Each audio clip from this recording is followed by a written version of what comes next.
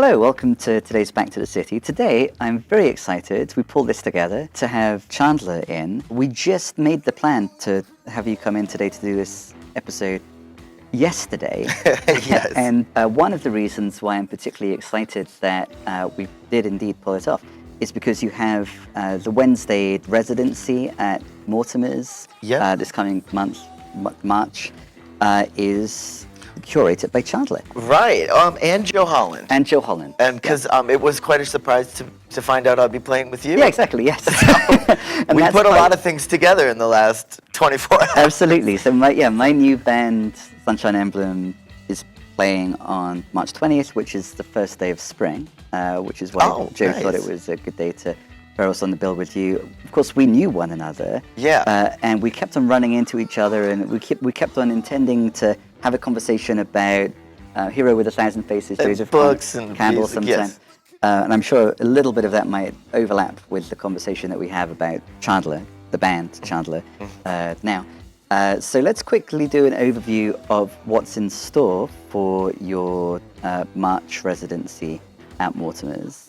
Yeah, so I guess after our New Year's Eve show that we did at the Northrop King building, Joe Holland approached me, who does a lot of booking with you at Uptown VFW, as well as Mortimers, approached me about doing a residency, which I was completely honored and thrilled about, and it's such a cool thing to be a part of. So yeah, we'll be there every Wednesday with various acts from all different genres. The final one really excites me, March 27th, with Sex Rays, which of course Joe Holland plays bass, Hastings and then Joe Hastings, who is, Minneapolis rock god, right? Yes.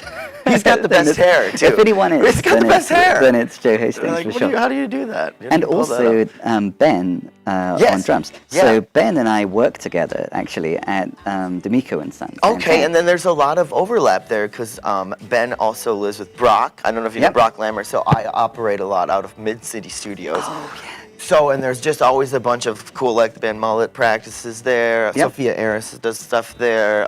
So there's always just a bunch of us musicians coming and going out of that space. So that's how we kind of all like know each other. And cool. But I originally met Joe through Low Rats, which I'm sure you came across them. Sadly, they're no longer together, but they're still operating under Goo Goo Mucks, I believe. Absolutely, yeah. So I was playing, or no, I wasn't playing. I just walked into a bar in La Crosse, Wisconsin, where I'm originally from. And there were like 3 people there, and Low Rats were playing. I was completely shocked at how amazing it was, because we just don't get those kind of acts coming through. So when was this? This is the story of meeting. This was probably 5 years ago, or when I first moved to... So how the story goes is the sound guy, Michael, was deep-throating the microphone, as he often would. And the sound guy came up and put his hands around his neck and shut the whole show down. Wow. And he said, the show's not going on unless he has his own microphone. Well, I just happened to have my equipment in my car. Including microphone. So I went and got my microphone and mic stand, and the show went on. So, and that was my first introduction to Joe Holland as well. Okay. So they invited me to an after party, and I played songs on a guitar, and they were like, "We're booking you in Minneapolis. You need to move up here because you're going to play with our band." And so that's how I got to know Joe. And that's how you got to know them. That's how I got to Minneapolis. How you got to Minneapolis. Wow. Yeah. So when did that? We'll table the Mortimer's residency and some backstory. Yeah. Soon we'll get to the particular songs on Chandler's house. But I will just highlight now. Tuesday morning, I arrived at D'Amico and Sons, and I'd been listening to Chandler's House because we were confirmed to play the show with you on March 20th, and I showed Ben my iPod, and he was like, "Oh, Chandler, cool." Ben still often performs with Mortaholics, of course, the house band. And then the following day, I'm hosting the karaoke at the VFW. Yes. And who should be in the room but Chandler? Yeah. And then that was... that was a super fun night. I know my sister really appreciated you going out of your way to find her songs. I love... It brings a lot of joy to me to do that particular job, because I think music can really... has an important role to play in our well-being. Right. And karaoke, where is were people who don't Everybody can kind of. Yeah, your sister is fronting bands. Yeah. But she's a great singer. Yeah. And for a person to have the opportunity to express themselves through the medium of song, it's very meaningful for me to play to do that job. Yeah. So anyway, I'd been again working at D'Amico Sons in the morning, talking with Ben about being excited to play with you, who should be in the crowd when I'm working that job but you. And then it struck me the following morning, I was telling Ben about it. And if he's not, he lives upstairs, so we can just track him down. Right. I told him about it the following morning. And I said, actually, Ben, do you have Chandler's number? Because I've been listening to Chandler's House, and I was thinking it would be great to talk with him about the record. And I've just had a spot open up. Oh, that's so awesome. That's how I reached out to you yesterday. Oh, I'm super excited to be here. So, but you were telling the story of meeting all of those guys and how it led to you being in Minneapolis in the first place. And so I'm curious how that relates to the time that you had in Texas. Because you had an earlier band, the Bang Bang Theodores, yeah, is that right? Yep. You moved to Austin, Texas. You did some research here. Yeah, of course. Oh, wow, nice. Yeah, in the less so than that was 24 a hours. three-piece group. And I guess if we were tying stuff into like the hero's journey, because we've discussed that before, but I guess I've always wanted to do that, set out on an odyssey, or, and I remember reading about Bob Dylan, like that was kind of his, so like mythology, like setting off into the unknown, really, which is basically how I got to Austin. I had never been there before. I knew some of my favorite records were recorded there. I had been working a lot in the film industry. I decided to not do that because I wanted to be able to pursue music, and Austin seemed like a logical choice. You've been working with Colleen Atwood, yeah? The costume designer. Yes, she pretty much pulled me out of college, and so I worked on the film Public Enemies with her, and that was just one of the most incredible experiences of my life, living in that environment. Yeah, alongside Johnny Depp, Christian Bale. Yeah. There's actually those actors. Yeah. So I was trying to finish my last semester of college, and it was 18 credits, so it was a lot. And then I was working like 6-7 days a week on the movie too, and like pleading with professors, like, move some tests around and like that. But that's a lot to juggle. That was a lot to juggle. And you simultaneously had the band. And the band, meanwhile, is playing with the Black Angels. So in Austin, we never really gigged together, but we always were hanging out together. Right. Part of the same scene. And also, I did a music video for them. Actually, Your Mind, that video is based on a dream I had. Really? Yeah. So we're always like, when they were back in town, like, well, he'll come and hang out. Christian and I are good buddies. So. Excellent. Okay. Yeah. So and then that all bled into like Psych Fest, and the psychedelic scene in Austin was really. That was what was happening when I was there. Of course, we were a little bit different. So Bang Bang Theodores played a lot with a giant dog. Okay. So we pretty much just like played with them at a club called Beerland, was kind of our little home base there. So at one point you're there in Austin doing that. Mm-hmm. Where does that fall in the timeline in relation to when you meet Joe and Ben and everyone? Okay, yeah. So I had. Austin was sort of like a perfect storm. So I gigged quite a bit there. I had just broken up with my girlfriend, a pretty like rough breakup. And so I was looking to move out of my space, and I just got a phone call from guys in a band called I'd Die for Lo-Fi. And they were like, hey, Chandler, we know like you can play bass. We lost our bass player. We have a 2-month West Coast tour booked all through the whole country, basically. Yeah. And so I just packed up my stuff, hopped in the car, and then did that. That all exploded in Las Vegas, and then so I ended up back in the Midwest. So essentially, that's kind of okay. And then that's where you encountered all those guys. Yes. And then they said, "Come back to Minneapolis." Yeah. So I kind of like and the rest is history. Did my rest stop in La Crosse, and then I was like, "Oh, I want like museums around me and music." And so, but it was pretty much Michael and Joe who were like, get up to Minneapolis because you're going to be playing music with us. So. So I know some of these details from your artist bio, and as I was reading the bio, perhaps given that we had been intending to talk about Joseph Campbell sometime. Whenever we would run into, I'm not sure how it even came up in the first place. I don't know. But we kept running, whenever we sort of, like when I would think be, you had a book, and then we just started we started just talking about. That is the case. I was working a box office shift, and you started talking to me about. I feel like I've done too. I'm hoping I'm on my last hero's journey because it's getting a little rough. Well, it's like I just want to be.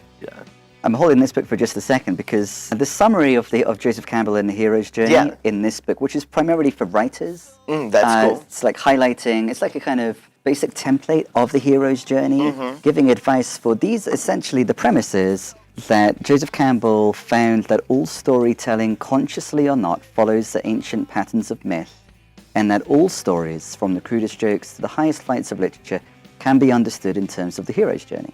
The advice is for writers, like if you're telling a story, you're going to want to have a structure where the hero begins in an ordinary world, everything is established, then there's some kind of call to adventure, then generally the hero will refuse the call, they want to stay in the comfort of the known, then they'll meet a mentor, cross the first threshold. Then in this book it says, then we think we're in Act 2 of the story then. And in Act 2 there's tests, we meet allies. That made me think of you making friends with the other bands in Texas. Right. Or you meeting Joe and Michael. There's an ordeal, you're kind of tested, the hero's tested. Right. And then in Act 3, the hero by that point has learned something through the experience of Act 2, which is the longest act, where all the tests and challenges happen, and then is able to demonstrate that in action in Act 3. The idea here is that this is just what life is like. Stories are like this because life is like this. And especially for artists. Right. You know, I think every true artist goes through this, and they're always trying to find their space and their place in a crazy world. Yeah. And a lot of that is travel, adventure. These were how songs come about. So you respond to these calls to adventure, and then you end up being the person that shows up at the right time. Another old mentor of mine, like Joe Ely, when I lived at his ranch, I mean, he would always say, he's like, songs are written on the road. Songs are written when you just get in your car and drive and go on adventures, and you know. And that's the context within which we meet mentors or these allies, like these people in the other bands that you're in the scene with, and then stuff happens and you grow. So like Joe Holland would be like the fairy godmother probably of the rock and roll scene. You've had a few different mentors that you've encountered. So when you were in Austin, that's Joe Ely. You were saying that you learned the blueprint for building a house on rock and roll. So that's how you phrased it in the bio. Okay. So I just remember. Well, being a part of that was just crazy. So, you know, he was the state songwriter of Texas for a long time. He was in a band called the Flatlanders, which Wilco cites as one of their biggest influences, plays with Willie Nelson. He brought the Clash to the United States. So seeing all these pictures and going through these albums and like Grammys over here and Upside Down in the studio and just being a part of this legendary thing, it actually ties into Chandler's House because when I first got here, and we talk about, you know, the hero and going on this adventure. Well, you really can't bring a lot with you. You have to leave the previous life behind. You leave a lot behind. You can only take so much with you. And you know, your pen, your guitar. So I remember when I first got to town, I rented a room in a house. I dropped my stuff, and I'm looking around. I've got nothing, but I have my guitar. And I have all these songs that I carry with me, and that is kind of my house. You know, this is my world, essentially. I love the cover art for Chandler's House. Could you say anything about that cover art? That was, you know, actually, that was just kind of us messing around with, like, a buddy of mine downtown. We were just messing around with, like, space and white, just, like, how we can move space around, essentially. So I was just kind of messing around with, like, paper towels and a white chair, and it really just, this is kind of a picture, I don't know. Yeah, just it's goofing around. Yeah, exactly. It works well.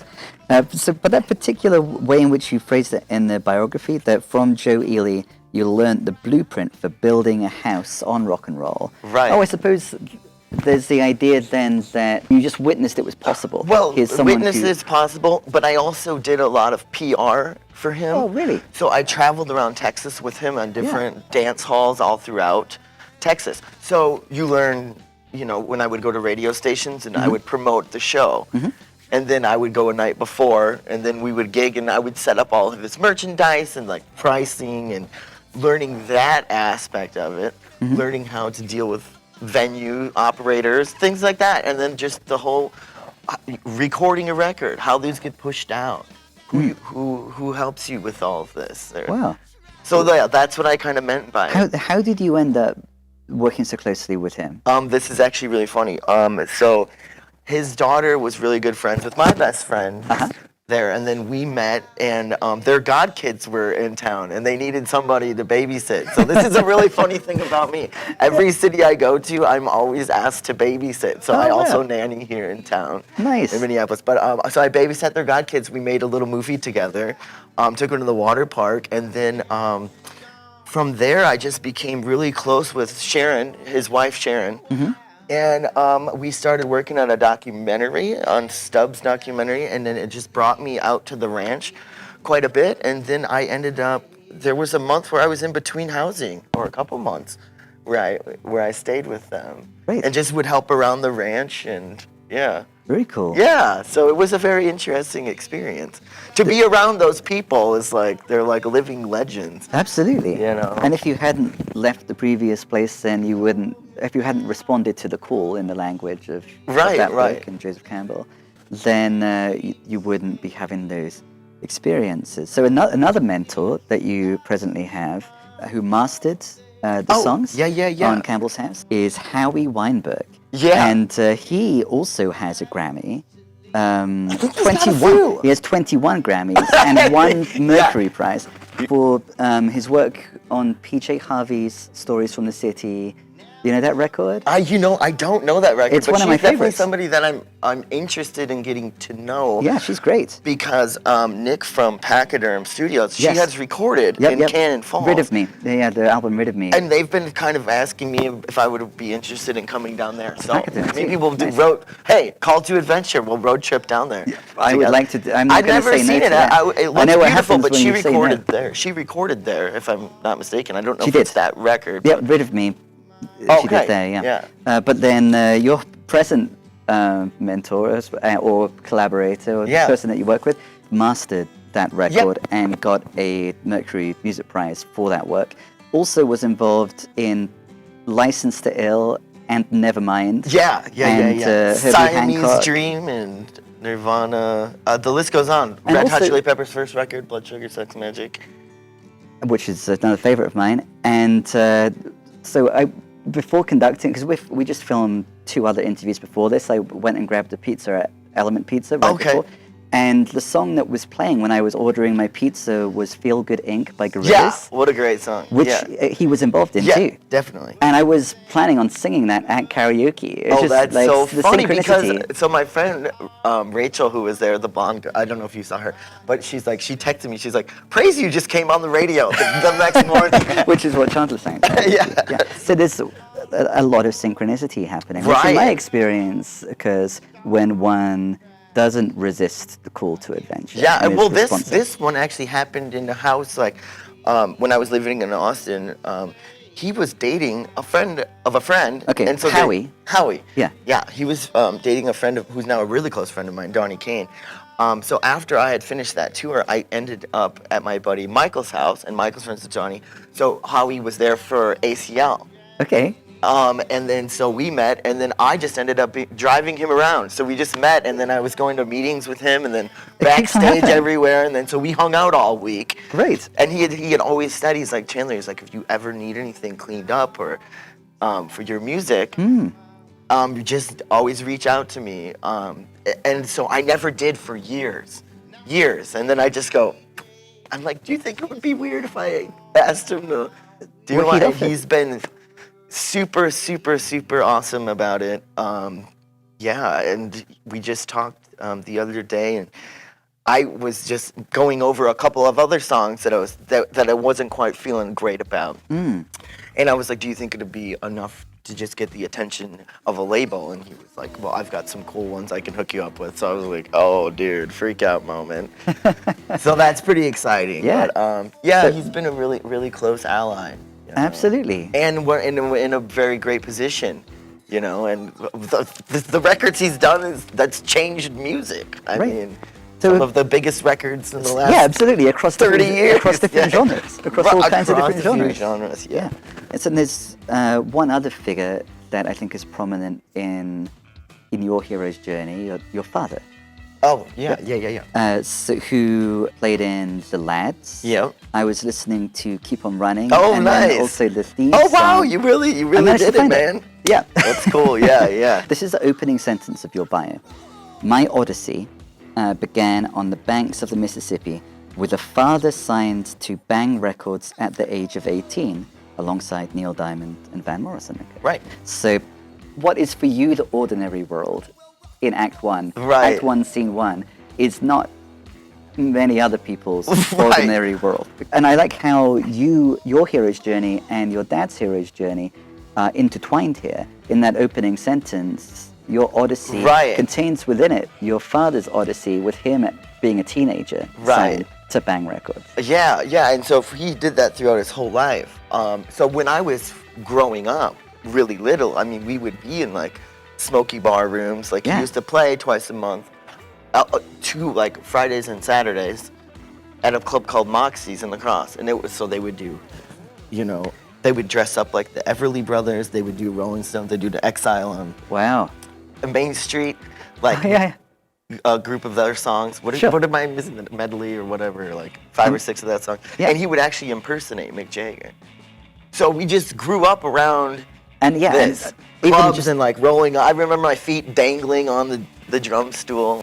Yeah. Young and like. And that's where you get it from. Getting those heavy drumsticks in your hands and banging on. I mean, you're a great front man. You, even just performing your karaoke song the other day, you were like flailing around. I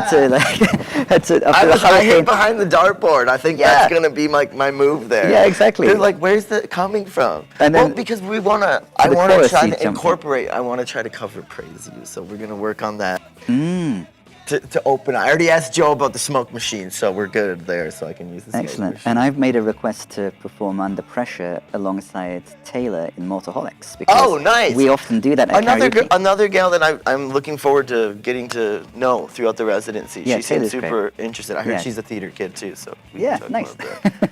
So I think, like this book, that it's useful to use the terms of the hero's journey to think about one's life and to think, okay, in this moment, this is a call to adventure moment where, you know, I could carry on with this job that I've been doing for years, for example, but there seems to be this opportunity, there's risk involved. Should I say yes to this call of adventure?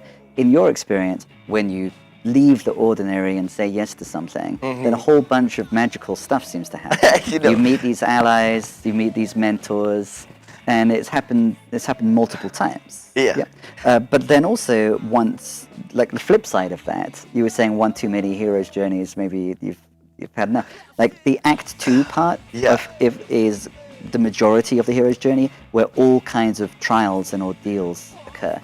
Yes. And I think that this collection of songs, like Chandler's House songs, really speaks to all of these different components of the hero's journey. And so, whereas in our conversation, we've been celebrating like the highlights, like meeting this person with these Grammys and like getting to assist them and exist in that ecosystem for a bit. I really like also in the bio that your sentence, despite a few detours, feeling so sunken. That's which is one of the songs. I Did It Again, which is the opening song. I Did It Again actually was totally written. I just I feel like I've gone through many cycles of this hero's journey. I had one summer I had had enough. I think I was back home. I was frustrated. I sold my bass guitar and I took off. My buddy has a farm in Eugene, Oregon. To have money to travel. Yeah. So I sold my bass guitar, got on a train, ended up getting in a train wreck. Which had nothing to do with you, yeah? The train just independently... Yeah, someone crashed their car into the train, and we were stuck on the train tracks for... Yeah, so it ended up being a really kind of a long, arduous journey. Then when I landed... Yeah. So this is funny that we're bringing in the Did It Again, because I got off and I threw my bags down and I sat out in the... right in the yard by the creek, and I just grabbed my guitar, and the first thing hit that D chord and I did it again. Here Which I is am. the I opening I song. did it again. I up and left. Yep. And here I am again. And then crazy stuff happened. In this instance, a car I crashed guess, into your there is quite a theme going on. And then the opening line in Barbershop is, I'm going to try a life brand new. Yeah. Putting away the scissors and the glue. So I've had a lot of that go on in my life. Absolutely. And there's this willingness to take that step. Yeah. If a lot of people are like, no, I'll just stay in the ordinary world, thank you. Maybe there's less events, there's less heartache, there's less chaos. You're right. It's interesting to think of the hero's journey being a package. A lot of aspects of the package are actually not very pleasant. No. But in your experience, And to be honest, if I would have known how hard it was going to be to like go to Austin and not knowing anybody, and I had never been there before, I just drove there.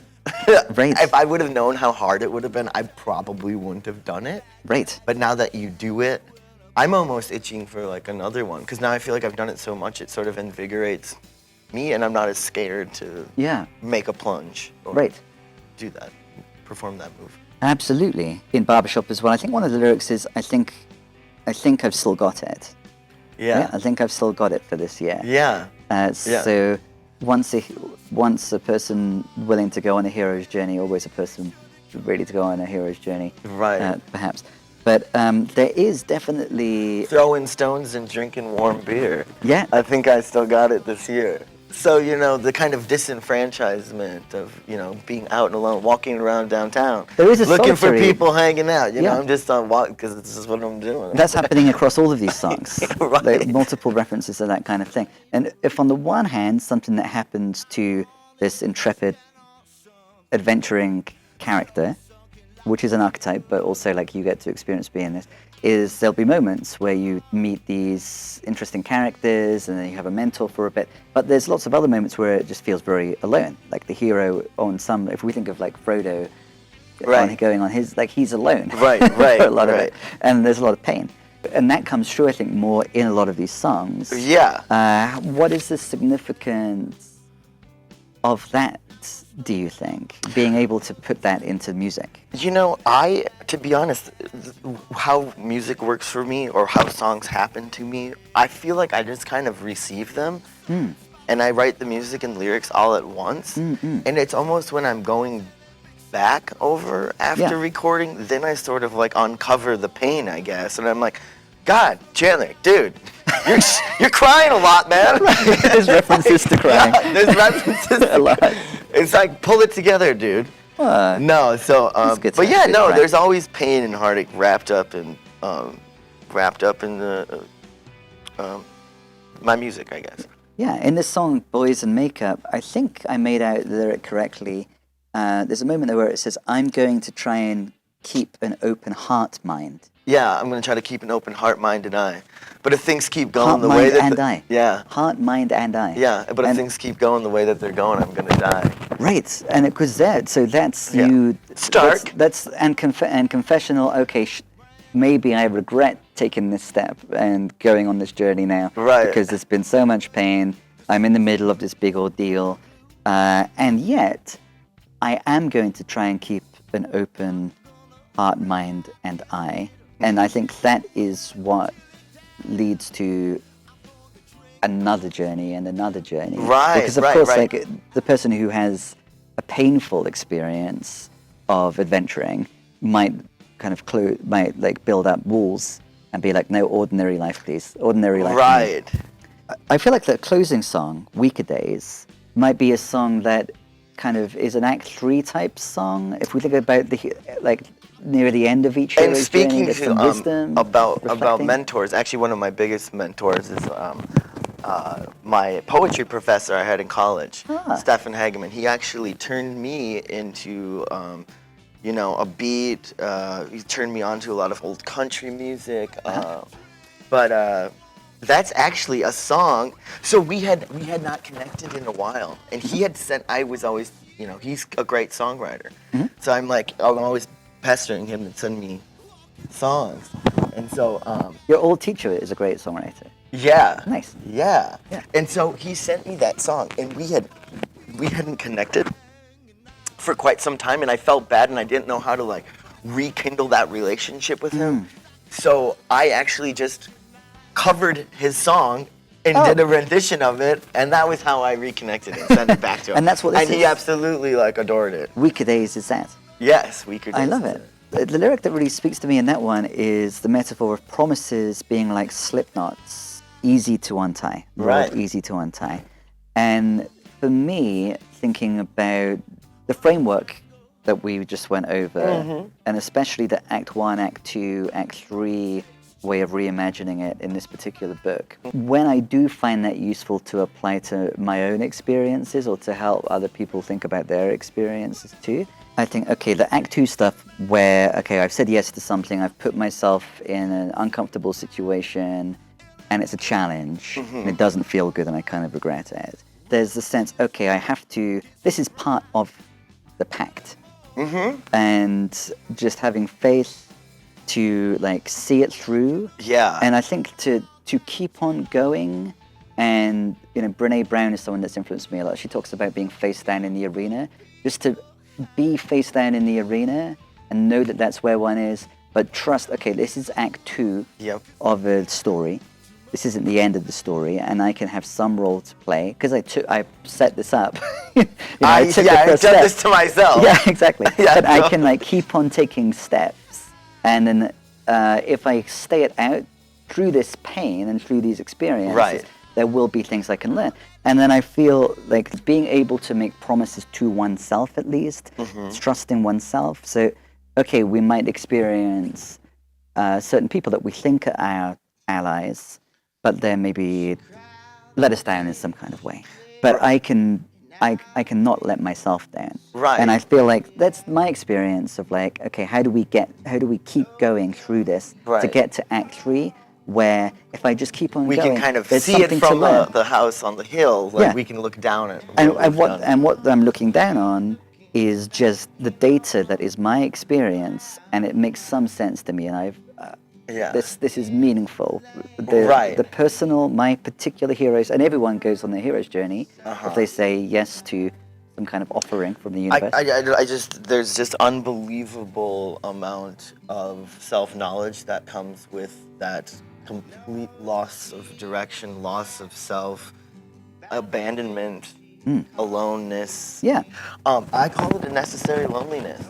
But I remember how dark that time was. And so once you go through something so dark, you now have that your well is that deep. You know how deep you can go. And you can so in that sense, you're exploring your own ability to deal with darkness. And the human ability too. You're aware that other people who've said yes to other experiences, or other people who've experienced tragedy, like you can, or darkness of any kind. Right. One possibility is that one becomes more able to empathize so long as one has this commitment to keep an open heart and mind and eye, for example. And that, hopefully that promise isn't like a slip knot, the promise to yourself. So that's what really resonated with me. As you have these like songs which are messages, confessions from your hero's journey, there are these moments where you're kind of it's like a confessional, for sure. And you're promising, okay, I'm going to keep an open heart, mind, and eye. That's like the mantra that like really stuck with me. Right, and and I would speak to Little Rock and Roller was actually what I was going to talk about. You said mantra, and that's like basically that's me just sending to the universe. Little Rock and Roller making all kinds of money. Rock and roll can save me from the war of the heart. Right.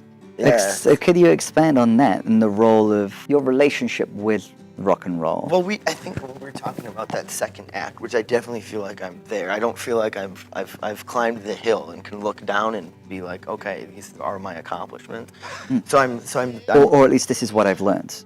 Right. And so in my head, I think when I'm really gonna feel like fulfilled is when I can start music becoming like a bigger thing in my life, taking on a bigger role. And I think that the war of my heart of like, okay, what am I gonna do? Am I gonna just keep waiting tables? I'm nanny. I'm like, I've really pushed myself into a corner.